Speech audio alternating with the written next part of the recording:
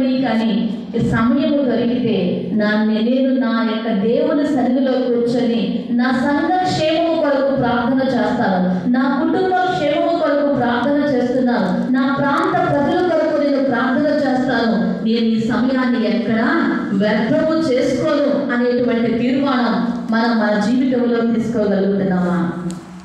దినములకు దేవుడు మనకి 24 గంటల సమయం ఇచ్చారు.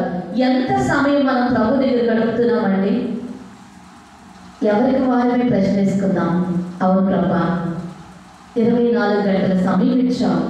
ఇలాంటి నేను దినం అంతటిలో నీ దగ్గర గడిపే సమయం ఎంత? సీరియల్ దగ్గర గడిపే సమయం ఎంత? నా సొంత పనుల దగ్గర గడిపే సమయం ఎంత? పక్కింటి వారితో గడిపే సమయం ఎంత? నా వృత్తి కోసము గడిపే సమయం ఎంత అని ఎంతైనా స్వపరీక్ష చేసుకోవాలి. క్రైస్తవ బిడ్డలమైన మనం పనిచేసే చోట్లలో, మన ఉద్యోగాలు చేసే స్థలాలలో, లేక మన పక్క వారి దగ్గర, మన ఎదురింటి వారి దగ్గర, పక్కింటి వారి దగ్గర ఒక వ్యత్యాసాన్ని కనబరచాలి. మనల్ని చూసిన వారు అనుకోవాలట, వాళ్ళు ప్రభు నమ్ముకున్నారండి, అందుకే వారు స్పెషల్. వారిలో ఆ ప్రత్యేకత ఏంటో తెలుసా? వారు యేసు ప్రభు నమ్ముకున్నారండి, అందుకే మనకులాగా వారు ఉండరండి, మనలాగా వాళ్ళు వ్యవహరించరండి. వారి వైఖరి వేరు, వారు మాట్లాడే విధానం వేరు, వారు ప్రవర్తించే విధానం వేరు, వారు ఆలోచించే విధానం వేరు. దేవుని కలిగిన క్రైస్తవ బిడ్డలమైన మనము అన్నిటినీ అపార్థాలు చేసుకోకూడదు. ఎవరైనా ఏదైనా మనతో అలా మాట్లాడుతున్నప్పుడు ఖండించాలి.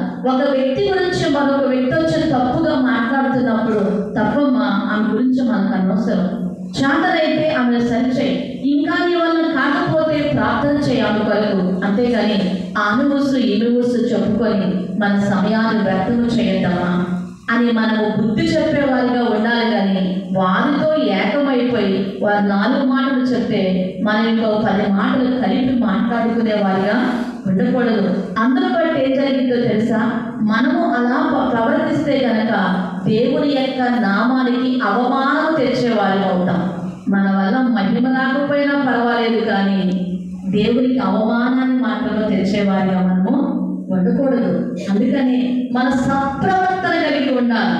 మన సత్ప్రవర్తన చూసంట పరలోకమందుల తండ్రిని ప్రజలు మహిమపరచాలంట. మనల్ని కాదు, మన క్రియలు చూసి, మన మాట చూసి, మన నడవడిక చూసి, మన యొక్క ఉద్దేశాలు, మన ఆలోచనలు వారు గ్రహించినప్పుడు ఎవరిని మహిమపరచాలండి? అబ్బా, వారి దేవుడు చాలా ఉన్నతమైన వారండి, వారి దేవుడులాగా వారు కూడా ఉండడానికి ఇష్టపడుతున్నారండి అని, అబ్బా ఎంత గొప్ప దేవుడు అండి, అలాంటి దేవుడిని మేము కూడా నమ్ముకోవాలి.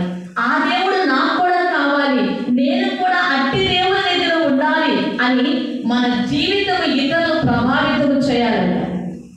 1 గంట ప్రసంగం చేస్తే అనుకోండి, ఈ గంట ప్రసంగం మిమ్మల్ని ఎవరిని ప్రభావితం చేయలేకపోవచ్చేమో, కానీ నా జీవిత విధానం మిమ్మల్ని ప్రభావితం చేస్తుంది. నేనెవరో బహుశా ఒకవేళ ఎవరికి నన్ను నేను పరిచయం చేసుకోనక్కర్లేదు, కానీ నేను ప్రసంగించిన ప్రసంగం మీ దగ్గర అలాగా ఉండిపోతూ ఉంటుంది అనమాట.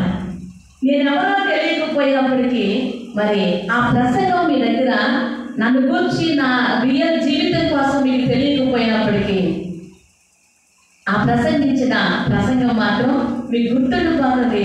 అప్పుడు ఏదో ఒకటి అనుకుంటారు, ఫలానా టైంలో ఫలానా ఆవిడ వచ్చారు, ఆ మాట ఆవిడ ద్వారా ప్రభు నాతో మాట్లాడారు అని చెప్పుకోగలుగుతూ ఉంటారు అనమాట. అందుకనే మరి మన జీవితంలో మనము ఎలా ఉండాలండి?